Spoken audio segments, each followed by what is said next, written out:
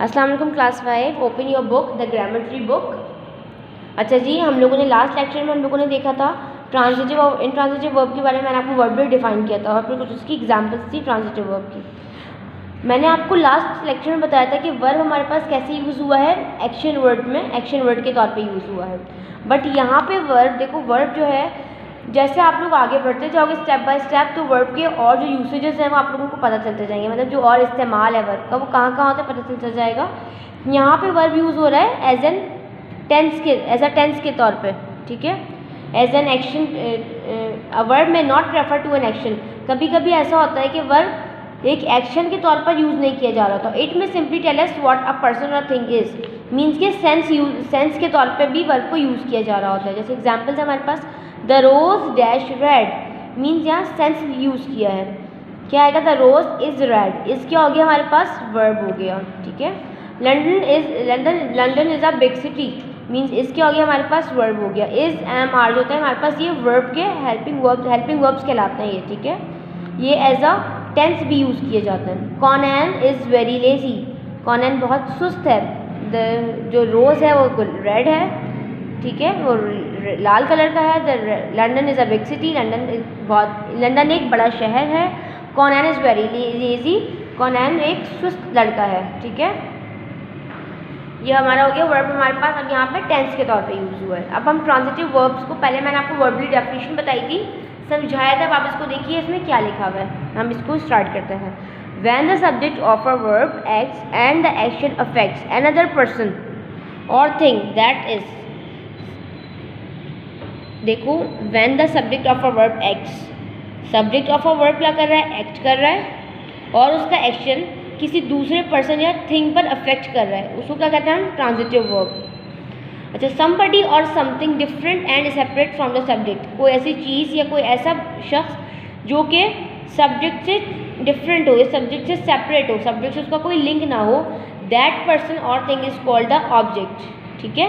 उस पर्सन को या उस थिंग को हम क्या कहते हैं? ऑब्जेक्ट। सिंपली आप क्या कह सकते हो? In other words, the action starts from the subject, ठीक है, सब्जेक्ट करता है and ends with the object. हम कोई चीज़ दीवार पर फेंक के मारेंगे, ठीक है। स्टार्ट कहाँ से हुआ? मुझसे स्टार्ट हुआ। मैंने कोई चीज़ दीवार पर मारी, स्टार्ट कहाँ से हुआ? मुझसे हुआ, मीन्स कि मैं क्या हूँ? सब्जेक्ट हूँ। फिर एक्शन क्या हुआ? फेंकना, मारना। और जो दीवार इफेक्ट हुई, मीन्स कि दीवार क्या हुई? ऑब्जेक्ट हुई, उसके ऊपर वर्क हुआ, मीन्स वो ऑब्जेक्ट हो गई। Sentence start with subject, action verb आ गया बीच में, और एंड किस पे हुई? ऑब्जेक्ट पे। जैसे कि farmers till the soil, till का मतलब होता है कि ज़रखेज़ बनाना कोई चीज़। जैसे हम ज़रखेज़ कह लो आप, जैसे हम जिसमें फ्रूट्स और सब्जियां वगैरह उगती हैं, तो वो हर ज़मीन में तो नहीं उग सकती ना, कोई ख़ास ज़मीन होती है, उसको ऐसा बनाया जाता है कि वो फिर फल सब्जियां वगैरह और जो तमाम चीज़ें हैं वो उगाए, तो उसके लिए उसको ज़रखेज़ बनाया जाता है। देखो, अब ज़रखेज़, farmers till the soil, farmers ने मिट्टी को ज़रखेज़ बनाया, ठीक है। Jack kick the football, Jack ने फुटबॉल को किक किया, ठीक है। Father will clean the table, father table साफ करेंगे, मीन्स यहाँ पे टिल क्या आ गया? एक्शन वर्ब आ गया, ठीक है। और ऑब्जेक्ट क्या आ गया? सॉइल, इसके ऊपर काम हुआ है। सब्जेक्ट क्या आ गया? फार्मर्स। जैक क्या आ गया? सब्जेक्ट। किक आ गया एक्शन वर्ब। फुटबॉल क्या आ गया हमारे पास? ऑब्जेक्ट, जिसके ऊपर काम हुआ है, जिससे काम हुआ है, ठीक है। फादर क्या आ गया? सब्जेक्ट। विल क्लीन हमारे पास आ गया एक्शन वर्ब, और टेबल जिसके ऊपर काम हुआ है, जिसके मतलब जो चीज़ एक्शन से अफेक्ट हुई है, वो क्या आ गया हमारे पास? ऑब्जेक्ट। इन जे the farmers action tilling affects the soil, a thing different and separate from the farmer themselves. अपने मतलब फार्मर का ये पेशा है कि वो ज़रखेज़ बना रहा है, लेकिन उससे अपना कोई पर्सनली उसका कोई लिंक नहीं है। टिल अगर वो नहीं करेगा टिलिंग, तो उसका कोई अपना पर्सनल लिंक नहीं है, मतलब कि वो सेपरेट है किससे? फार्मर से। तो वो क्या कहलाए? सेपरेट है फार्मर से। सॉइल जो है वो फार्मर से सेपरेट है, तो सॉइल क्या हो गई? ऑब्जेक्ट हो गई, और फार्मर क्या हो गया? सब्जेक्ट हो गया। We can also say the action of tilling passes from the farmer to the soil, ठीक है। एक्शन कहाँ से निकला? सब्जेक्ट से निकला, फार्मर से एक्शन निकला और सॉइल तक जाके पहुँचा। Similarly in case Jack's action of kicking affected something separated and different from Jack himself. Jack का जो एक्शन था किक करना, जैक और फुटबॉल दोनों अलग अलग चीज़ें हैं, ठीक है, पर्सनली इनका कोई लिंक नहीं है आपस में, ये सब्जेक्ट ये ऑब्जेक्ट। ऐसे ही father's action of cleaning will affect the thing that is separate and different from the father himself. Father की अपने आप से ये चीज़ क्या थी, फादर और टेबल क्या है, अलग अलग चीज़ें हैं दोनों, इनका अपने पर्सनली कोई लिंक नहीं है। वो साफ कर रहे थे, उसके ऊपर वर्क कर रहे थे, तो टेबल ऑब्जेक्ट हो गई, फादर सब्जेक्ट हो गए। और verb which has an object is known as an transitive verb. जिस वर्ब के पास ऑब्जेक्ट है वो क्या कहलाएगी, ट्रांजिटिव वर्ब कहलाएगी। टू फाइंड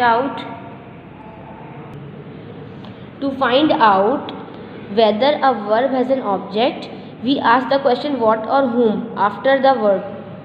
अच्छा जी, हमने सब्जेक्ट फाइंड आउट करने के लिए हमें किस क्वेश्चन का आंसर देना होता है, व्हाट और हु का, कि करने वाला क्या है और क्या क्या, मतलब क्या है, मतलब कौन कर रहा है या क्या कर रहा है। ठीक है, तो हमें ऑब्जेक्ट फाइंड आउट करने के लिए ये पता करना है कि क्या हुआ है और किसने किया है। ठीक है, किसके ऊपर हुआ है या कौन अफेक्ट हुआ है, ये क्या हुआ है। ठीक है, after the verb. Farmer till what and हुम। फार्मर ने क्या टिल किया, क्या टिल किया, सॉइल। ठीक है, Jack kicked what and whom. Jack ने क्या किक किया, क्या किक किया या किसको किक किया, फुटबॉल। व्हाट का आंसर क्या आ गया हमारे पास, football. Father will clean what and हुम।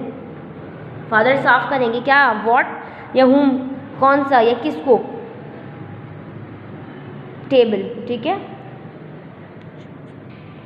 Okay students, come on page number 11। So soil, football, table are objects. ठीक है, मैंने जब आपको बताया पहले, ये मैंने आपको वर्बली बता रही हूँ, मैं आपको पहले समझा दिया था मैंने आपको इसीलिए, ताकि आपको ये रीडिंग जब मैं करूँगी तो खुद ब खुद आराम से समझ आ जाएगा। Soil, football, table are objects of the verb till. ठीक, kicked, will, clean. Here are some more examples. Shazia ate an apple. Ate verb हो गया, एट व्हाट एंड हुम, क्या खाया या कौन सा खाया या किसको खाया, मीन्स एप्पल। व्हाट का आंसर हमारे पास क्या आ गया, एप्पल, मतलब हमारा ऑब्जेक्ट कंप्लीट हो गया। ही ड्राइव्स व्हाट एंड हुम, क्या ड्राइव किया, आंसर क्या गया, कार। आई शैल सिंग, मैं गाना गाऊंगी, क्या गाना गाऊँ, क्या गाऊँ, मैं गाऊंगी, क्या गाऊंगी, व्हाट हुम, सॉन्ग। व्हाट का आंसर आ गया हमारे पास, सॉन्ग।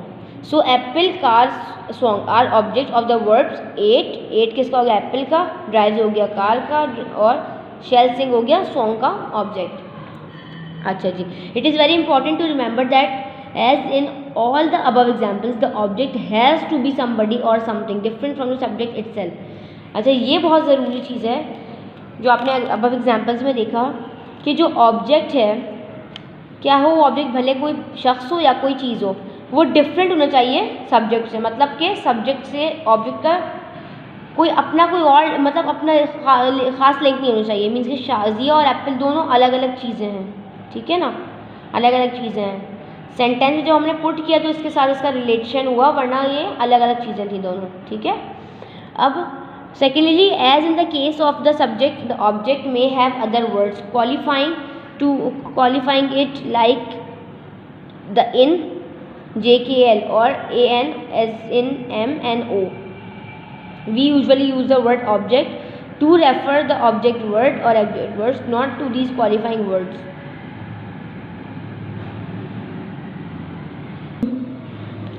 अच्छा जी, we usually use the word object to refer to the object words or object words. मतलब कि जैसे हमने एक ये वर्ब आ गया, ठीक है, एप्पल वो आ गया, सब्जेक्ट आ गया और ये ऑब्जेक्ट आ गया। अब इसके बीच में जो ये वर्ड्स दिए हुए, प्रपोजिशंस हैं, आर्टिकल्स वगैरह जो दिए हुए, तो ये रेफ़र नहीं करेंगे, ना तो ये व्हाट का आंसर होंगे, ना तो ये हुम का आंसर होंगे। ठीक है, ये सेंटेंस का पार्ट है, ये किसी चीज़ को रेफ़र नहीं करेंगे कि इसके ये रेफ़र करेंगे। मीन्स कि जैसे व्हाट है, एप्पल है, तो वो किसको रेफ़र कर रहा है कि व्हाट का आंसर है वो। ठीक है, अब ये एन है, ये तो सेंटेंस का पार्ट है, AN जैसे MNO में दिया गया है। ठीक है, अब क्या होगा, not to these qualifying words, ये मतलब ये क्वालिफाई नहीं करे किसी वर्ड को, इनका अपना एक ये सेंस के तौर पे यूज़ हो रहा है, सेंटेंस में सेंस के तौर पे यूज़ हो रहे हैं। ये अब किसी वर्ड को क्वालिफाई नहीं करे, किसी वर्ड के बारे में मतलब कि एक्सप्लेन नहीं करे, डीपली एक्सप्लेन नहीं कर रहे हैं। ठीक है, इनकी अपना सेंस के तौर पे यूज़ किए जा रहे हैं। It must be remember how that the object may in many cases consist of words which can not be separated from one and other, that is they act as a single unit.